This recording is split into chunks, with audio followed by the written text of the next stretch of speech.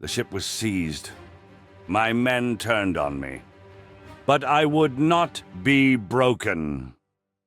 In the early hours of April 28, 1789, in the isolated waters of the South Pacific, Lieutenant William Bligh awoke to find armed mutineers storming his cabin. What followed would become one of the most infamous rebellions in British naval history.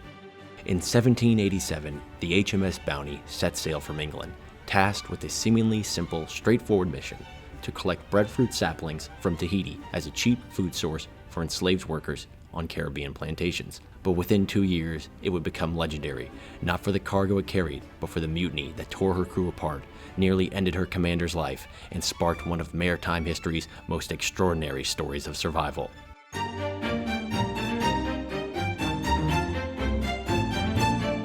The Bounty was no warship. It was essentially a floating greenhouse, just 90 feet long by 25 feet wide, designed specifically for transporting delicate botanical cargo halfway around the globe. Yet despite its mundane mission and modest size, the Bounty would soon find itself at the center of events far more dramatic than anyone aboard could have anticipated.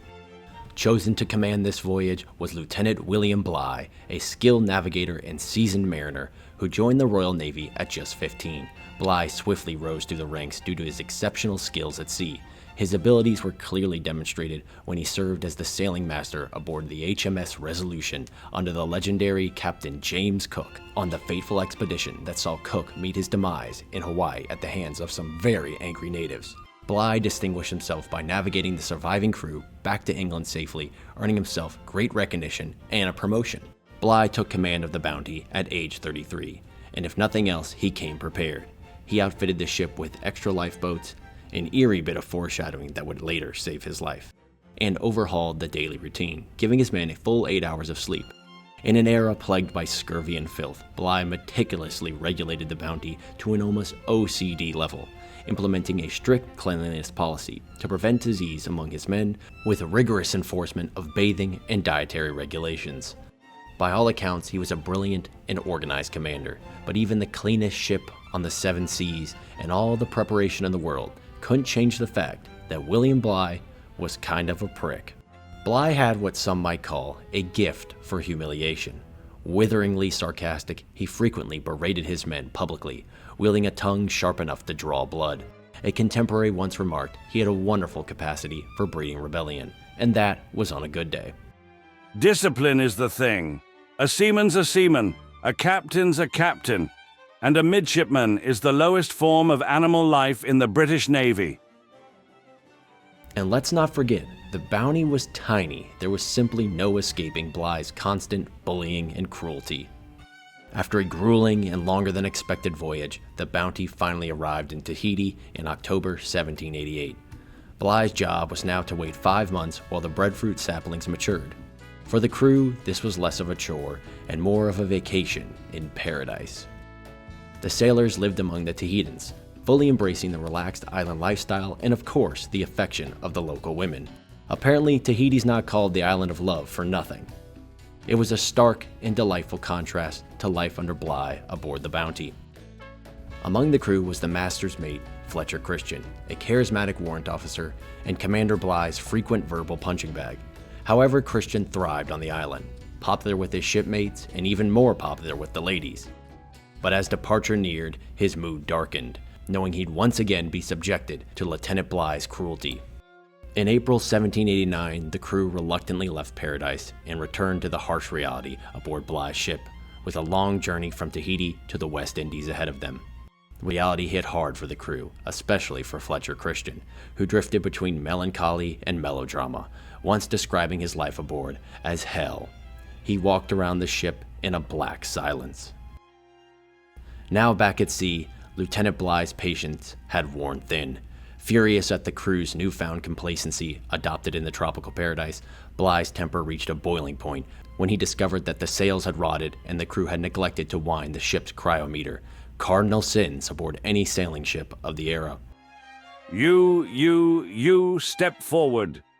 You 3 are a disgrace to salt water. 10 days, half rations. To top it all off, Bligh discovered that someone had stolen coconuts from the ship's supplies. His prime suspect? You guessed it, Fletcher Christian. In a humiliating public outburst, Bligh accused Christian of theft. This was the last straw for the young warrant officer. Before dawn, on April 28, 1789, Fletcher Christian led a group of armed men into Bligh's quarters and dragged him from his sleep. Just before sunrising, Mr. Christian, with the master-at-arms, gunner's mate, and Thomas Burkitt, came into my cabin while I was asleep, and seizing me, tied my hands with a cord behind my back, and threatened me with instant death if I spoke or made the least noise.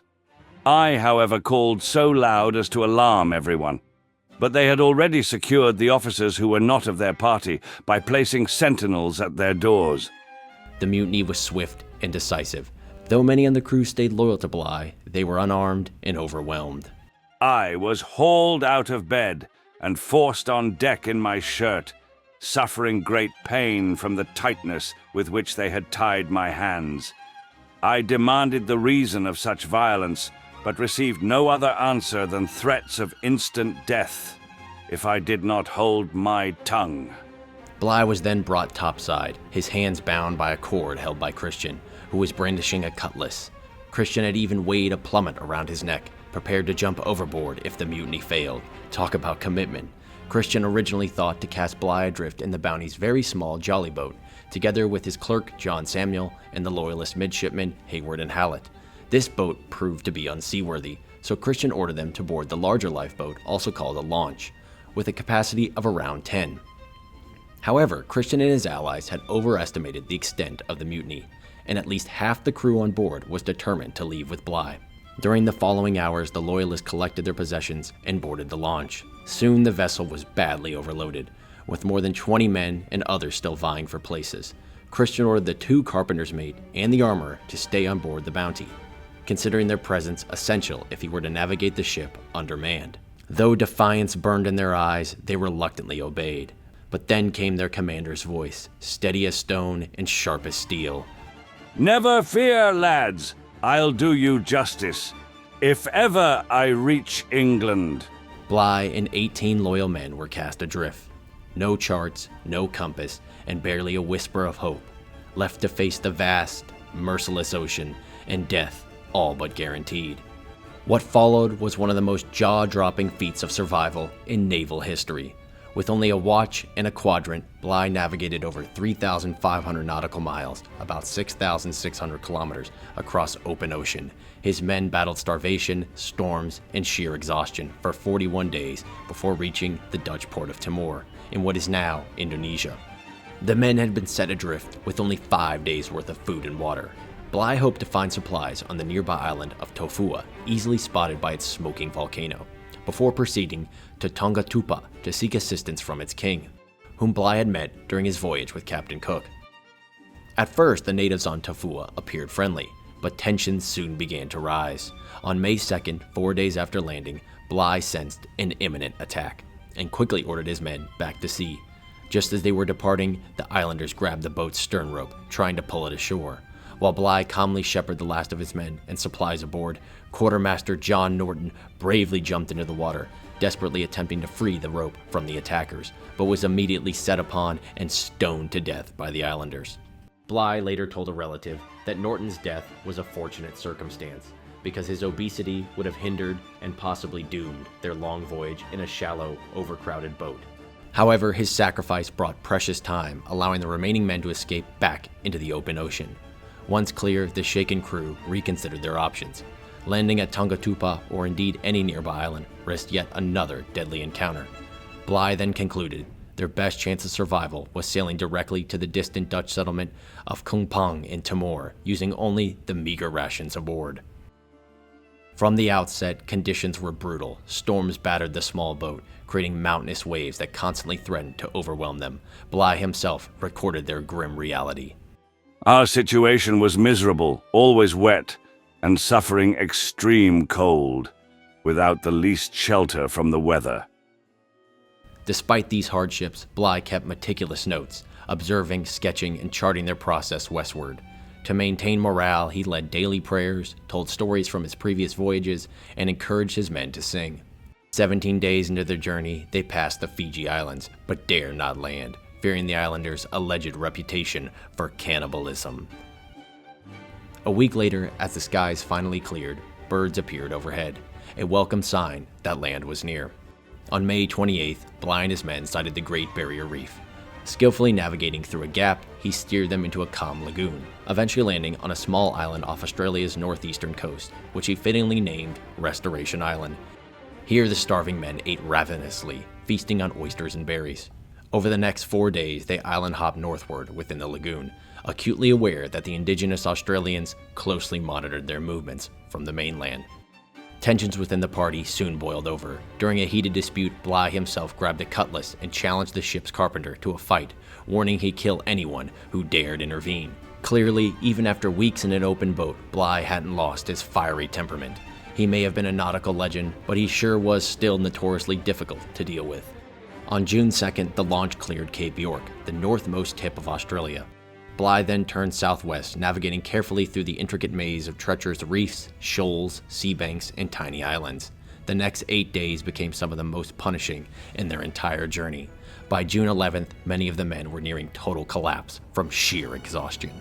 Then, on June 12th, the coast of Timor came into view.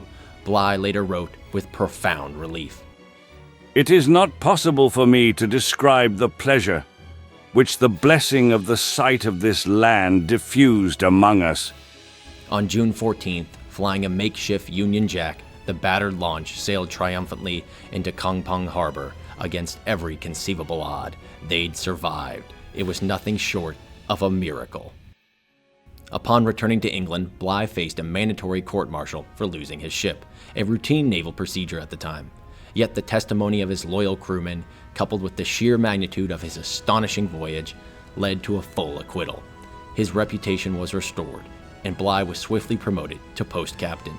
Say what you will about his infamous temper, the man sure could sail, and he would even eventually rise to the esteemed rank of admiral.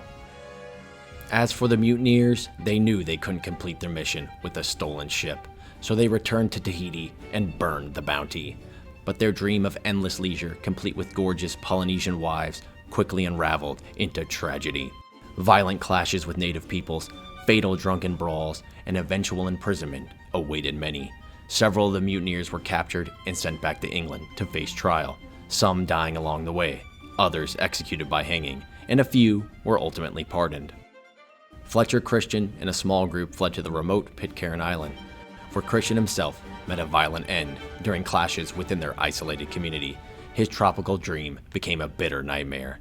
The main settlement on Pitcairn, Adamstown, is named after the last surviving mutineer, John Adams. Remarkably, descendants of these mutineers still inhabit Pitcairn Island today, living reminders of one of history's most infamous maritime rebellions. The mutiny on the Bounty has endured in our imaginations for over 2 centuries, capturing the complex interplay between leadership, loyalty, and survival. It reminds us of how easily authority can slip into tyranny, how swiftly paradise can turn into a nightmare, and how sheer determination can overcome impossible odds. Captain Bligh may have lost his ship, but he never surrendered his will or his command of the sea. As for Fletcher Christian and his fellow mutineers, their dreams of freedom and paradise came at a tragic cost. So that'll do it. Thanks for joining me in this incredible story of mutiny, survival, and adventure. If you enjoyed this journey through history, don't forget to give the video a like and subscribe to History, Legends, and Lore for more legendary tales and deep dives into the past. Let me know down in the comments what other historical events you'd like to see covered in the future. And as always, take it easy and have a great day.